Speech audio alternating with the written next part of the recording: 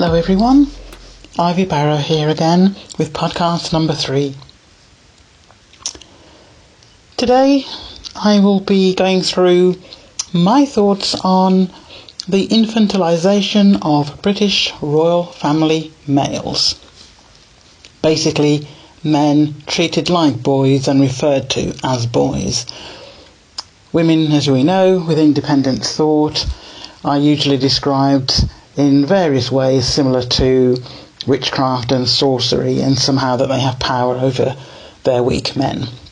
But this particular podcast is about the treatment of the men in the family, particularly those referred to as the spares, and focusing on a recent article and several interviews done by one of the royal commentators, which I personally found extremely offensive, very dangerous, increasing risk, to name but just a few.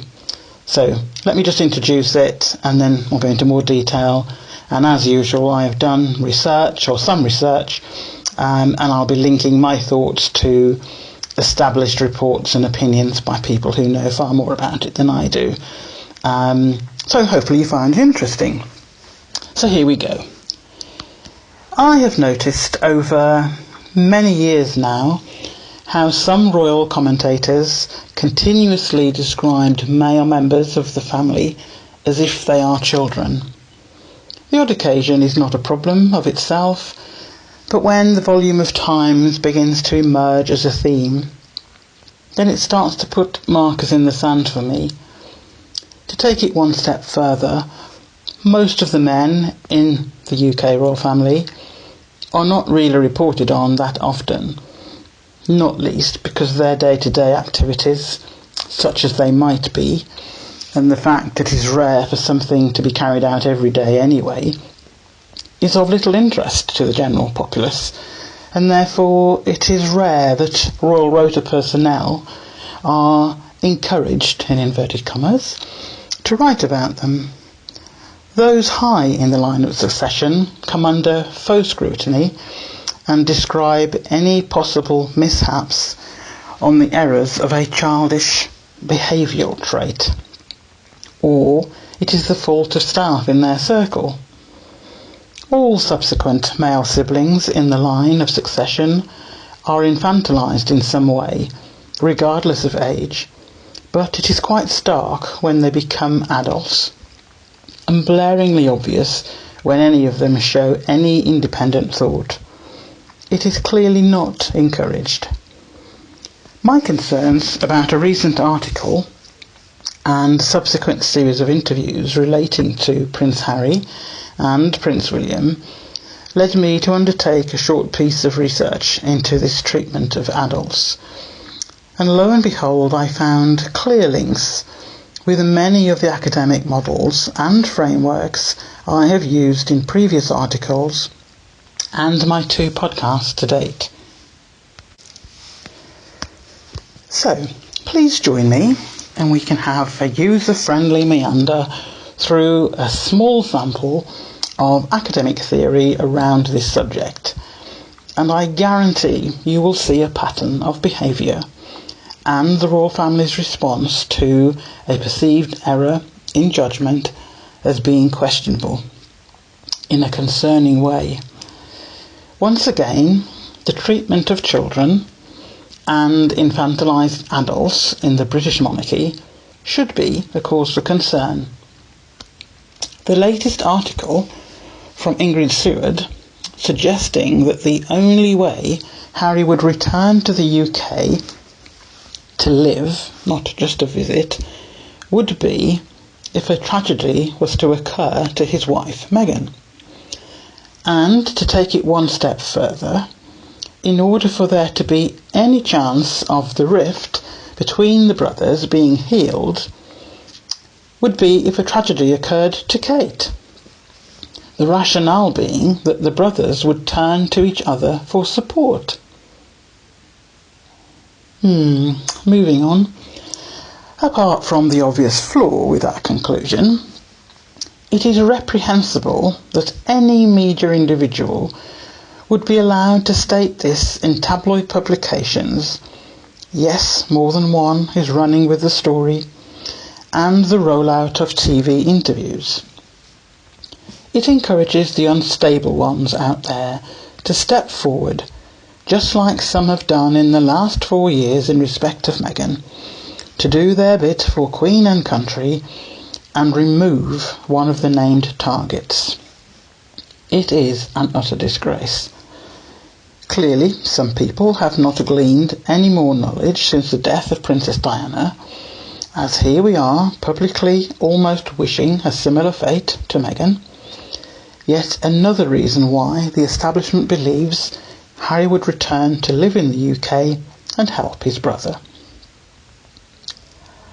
I have no doubt that if challenged about this, Ingrid would say it was not her intention and that her words had been taken out of context.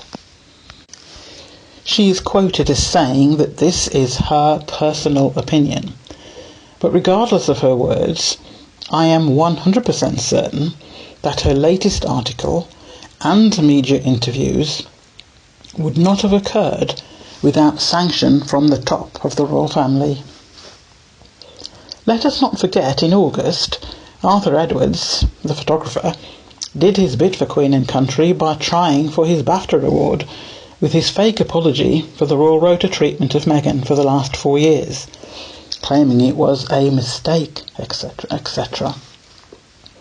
Arthur begged for Harry to return to the UK to help the overworked and overstretched royal family, blah blah blah, yawn yawn yawn.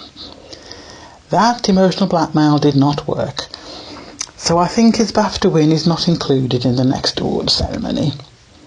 So, the next individual from the Royal Mausoleum has been wheeled out in the form of Ingrid Seward. It is important to note that Arthur Edwards is a media ally of Prince Charles. He is always present at Prince Charles' engagements and was when Princess Diana was alive. And he was there to photograph William and Harry from birth until Harry ceased working with the Royal Rota earlier this year.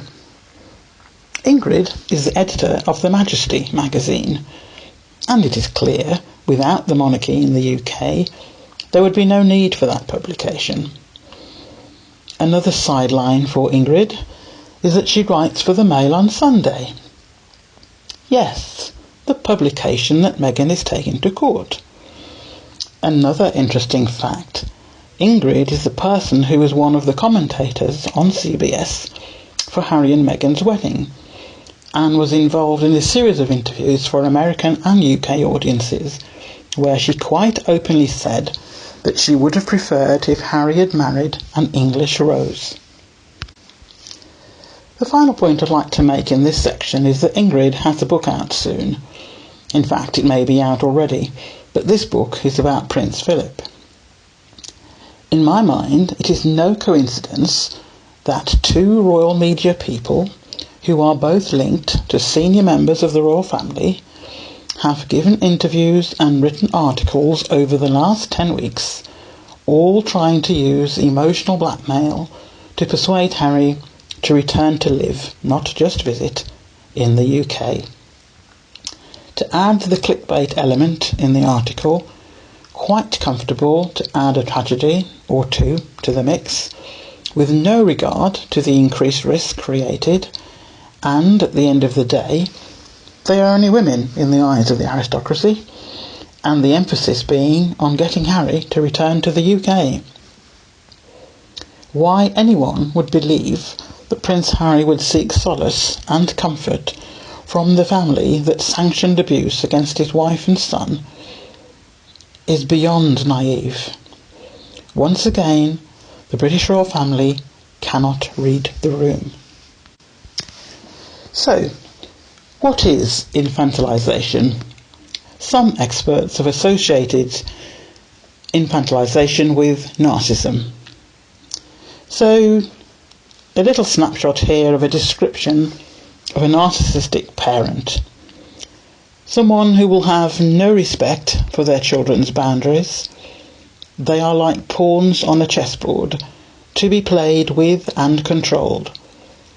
Control doesn't stop when children become adults. This game will go on until the child calls checkmate.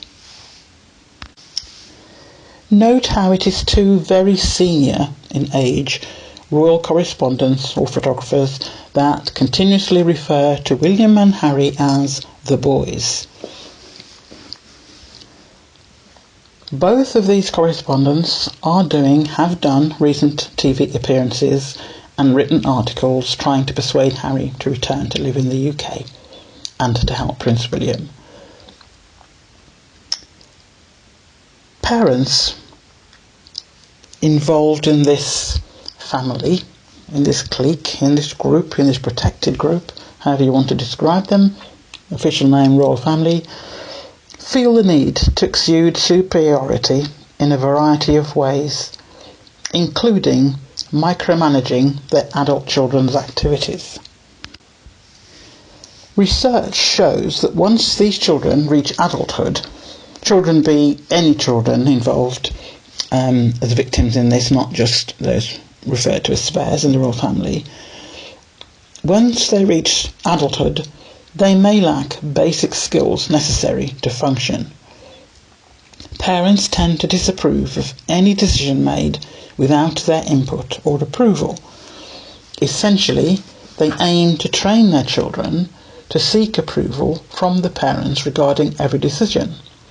For example, the way the royal family have tried and continue to believe that they can control Harry and how he moves forward in life, regardless of him permanently settling on another continent.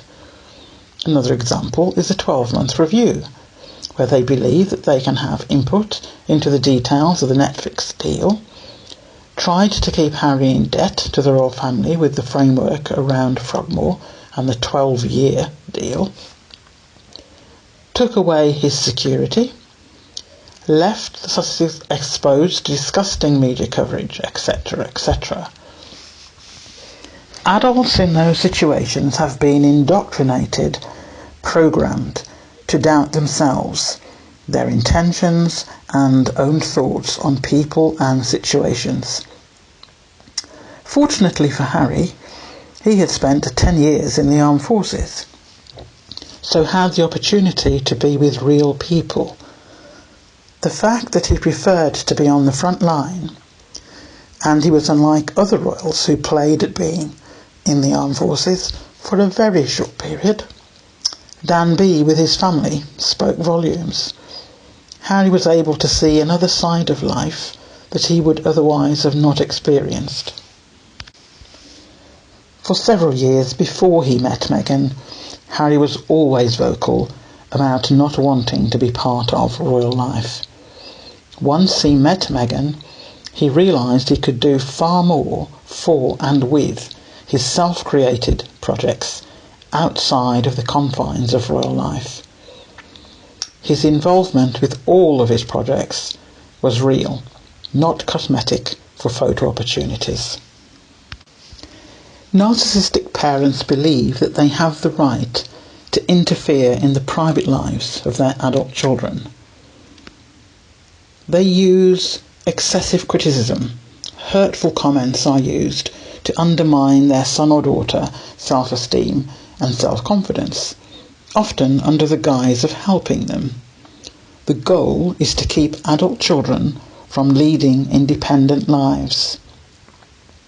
Can you start to see a similarity with members of the royal family who have tried in the past to leave, who have tried or considered a life outside of palace walls, and Harry, who is the first one to actually succeeded, and the treatment that is constantly tried, different approaches, different ideas of how to get him to return, not believing in the first place he would succeed in leaving at all. Infantilization can manifest itself as verbal abuse, denial of emotional support. If it continues long enough, it can lead to the adult children cutting off contact with parents completely. The impact and the symptoms of this approach by parents can be the following. It can have a dehumanising effect. It undermines their individuality. It marginalises their abilities, thoughts, feelings and actions. Over time, can lead to depression or anxiety. Adult children often need to seek professional help from a licensed therapist or a counsellor.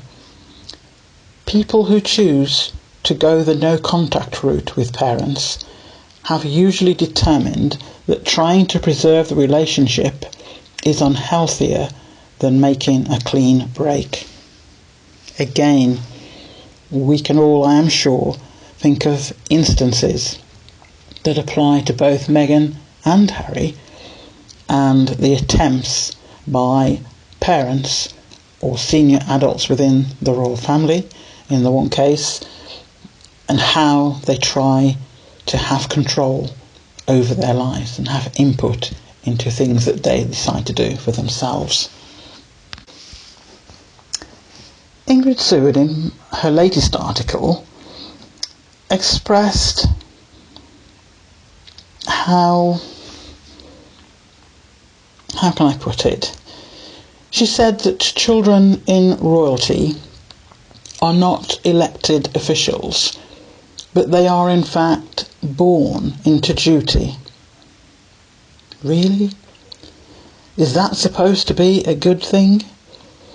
In my opinion, every act that the key players who have involved themselves in the emotional abuse of the Sussexes have carried out actions with the direct or implied permission of the British royal family, and confirms my strong belief that this is against several aspects of the legislation on human rights. Duty is a disguise for modern-day slavery. Children who have no rights. Children who are not allowed independent thought. Children created to serve the firstborn, and no deviation from that destiny is allowed. Children grow into adults with many of the basic life skills missing from their emotional intelligence. And if any wish to have a life outside of the monarchy, it is stamped upon by a variety of methods, because ultimately the monarchy has to survive, and every tradition and duty quoted is there to ensure the continuance of the British royal family and the establishment, which includes government officials, newspaper barons and their designated team of reporters, otherwise known as the Royal Rota, assisted by television and magazine personnel, ably supported by their professional regulators. A whole industry built up to ensure the lifespan of the British royal family, with all the employment those areas have as part of their infrastructure. That is what anyone who wishes to work with the independent thought is faced with. And when all requests are refused to allow independence, while still being willing to work with the royal family, then the alternative is to leave. As we have seen, it has been made very difficult for Harry and Meghan to leave. The abuse that began in 2016 was ramped up several notches in January 2020 against the Sussexes when they announced that they were stepping back and they would not be working with the Royal Rota in their life outside of the UK and outside of the royal family. The emotional abuse has been like knives in the back for both Harry and Meghan. Daggers coming from many directions, all with the aim to break them into submission. The abuse has been shocking to watch, and I am personally relieved that a global audience is becoming more and more aware of the games being played here, and it is to the shame of the UK. Until recently, all this abusive behaviour and illegal activity has been knowledge to the UK only. Royal Reporter's remit was to ensure that a biased type of news was fed to the UK public and was carefully crafted to create hatred towards Meghan, life-threatening hatred towards Meghan, and ultimately Harry became a target too, because he would not leave his wife and son for the royal family. Slowly but surely, people are beginning to realise all is not as shown in the UK tabloids, and I firmly believe the House of Cards, otherwise known as the Monarchy and Friends, will come falling down one day. Every time Harry and Meghan make any kind of appearance in the media, all the key groups, all the abusers mentioned earlier in this podcast, basically, if you recall the 7 stages of grief model that I used in podcast number 1, all these key people basically are running up and down that grid, generally occupying shock, denial, anger and bargaining sections. Arthur Edwards and Ingrid Seward, no doubt with the lead coming up from high levels in the UK monarchy, have been and still are operating in the bargaining stage. The whole group, from the British royal family to its mouthpieces in various sections of the media, just cannot seem to read the room. It will be one of the major plinths of their downfall. Anger, jealousy and competitiveness rise to the top of the emotional outbursts from the groups mentioned on every single time Harry and Meghan make the news. Global news, not just the biased, negative, sarcastic reporting of UK press. Every time Harry and Meghan film anything from their home, the value of the property is always mentioned in articles, along with the cost of contents on view in the background of any footage. Totally unnecessary and never done with any other member of the royal family, working or non-working, when an article is published about them by the usual royal correspondence, including the Royal Rota. This so-called professional group of journalists move between apathy and anger on that model. The lack of access to the Sussexes by the UK tabloid press, along with the palace sources no longer having any news to spill, only fictional stories are now created with a deliberate aim of getting a reaction from Harry and Meghan. As a parent myself, I would never wish to return to the UK and bring my child to stay at Frogmore Cottage with a nanny whilst attending to patronages. I can understand now that the Sussexes have paid for Frogmore Cottage, not even going to go there about payment for a rented place that already had public funds submitted for the payment for renovations.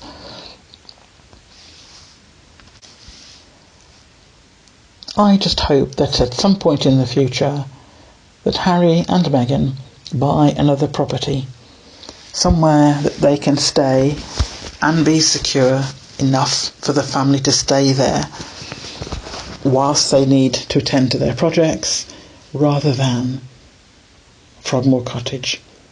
I would love to see them walk away from that in due course.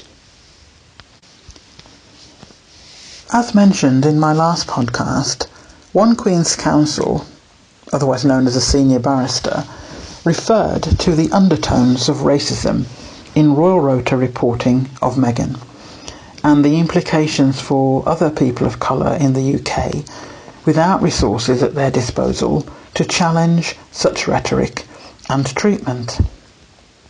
One of the royal reporters was happy to admit in print that there were indeed undertones of racism in their articles, but that undertones are not against the law. That says it all. Add to that Arthur Edwards also putting in print in October 2020 that the Sussexes deserve all the abuse they are receiving because they continue to refuse access to the royal rota. Now we have Ingrid encouraging a tragedy befall Duchess of Sussex, to encourage Harry to return to the UK, and possibly Duchess of Cambridge to meet the same fate, to encourage William to seek solace from Harry. Again, words fail me. The continued breach of so many elements of human rights legislation, in my non-legal opinion, both local and international, and the incitement of violence towards the Duchess of Sussex by someone who writes for the Mail on Sunday, the paper that is currently involved in litigation with the Duchess of Sussex, is shameful to see and beyond evil. Anyone else outside that protected circle writing and giving interviews after interviews and standing by their assertion is ensuring the UK's journey to the trash is well underway. Media now encourages hate crime and happy to encourage increased risk to named individuals, even though the same media lost a court case where they were named in January 2019. The paparazzi organisation who compromised safety of the home of Harry and Meghan were given details, including the postcode of the property in question, by one of the royal rota. The UK royal reporter was named, and is known to most people anyway, as the story ran for several days, and the rota were more than pleased with themselves until legal action was taken. And the Duke of Sussex, who took out the action, was successful. There was no apology ever printed, or if there was one, it was never promoted as it should have been. There is a dark side to UK monarchy that few wish to talk about. This article and podcast is just touching on one aspect, which I maintain is a breach of multiple articles of human rights legislation. It is overdue for an international legal expert to look at this issue. There should never be a repeat of what happened to Princess Diana in her life as a royal family member, and the unnecessary death of an independent thinking female in the UK royal family. There must be no repeat. Children created to be modern slaves in an opulent setting, but treated like prey and hunted down if they ever questioned the duty that they had no say in, and if they ever wished to leave and create a life for themselves and their family as per their basic human right. The dark cloud of treating adults like children has potential for many permutations in the monarchy. Too many, in inverted commas, famous people proven guilty years down the line for child abuse crimes, who previously have been given awards and titles by the Queen. Too many to ignore, in my opinion. Only the Queen is above the law. I have issues with that too, but that is another subject entirely. But someone needs to speak for the indoctrinated children, officially referred to as the spares in royal circles, and to any adults who wish to exercise their human right to live where they please. Like all adults, they are not boys and girls outside of the royal family, and they are free to choose to do so and become self-financing, and to be able to walk away from royal life without being pursued like prey across continents and made to feel like a traitor to the UK. Just like the previous podcast, there is an accompanying article that goes with this podcast, and the article has once again a few more diagrams for you all to look at and to go through in more detail. I have given something like 6 or 7 references at the end of the article, which you may wish to look into and research yourselves, and it'll lead you to other areas, but those are the main 6 that I used, and it gives you more detailed reports about this term of infantilization of adults, treating adults like children. And in terms of the monarchy, they've taken it one step further because they've built it into their framework of how they govern themselves and how they keep the monarchy going by this supply of children that are brought along simply to be the foot soldiers of the ones above. I am not saying that they are not loved. I cannot say that, I don't live there. But what I am saying is those children are born without any rights, but are labelled as spares. They are brought into the world deliberately to support the ones above, to make sure there is infrastructure. They don't have, the majority of them, any life experiences outside of that bubble, so they lack the basic skills, as I've said earlier in the podcast. So even if they wanted to leave, I would suspect the majority would never do it. They wouldn't survive. They don't know how to look after themselves. They certainly have no skills in the workplace other than working for friends who will put up with whatever basic skills they have. They're not prepared for the outside world. They only know that environment. And those who are non-working are basically just in the background. But those non-working royals still cost the UK taxpayer. If we're going to have a monarchy, I really do not see why it has to be anywhere near the size of what we have at the moment. But to be honest, I question the need for a monarchy, full stop.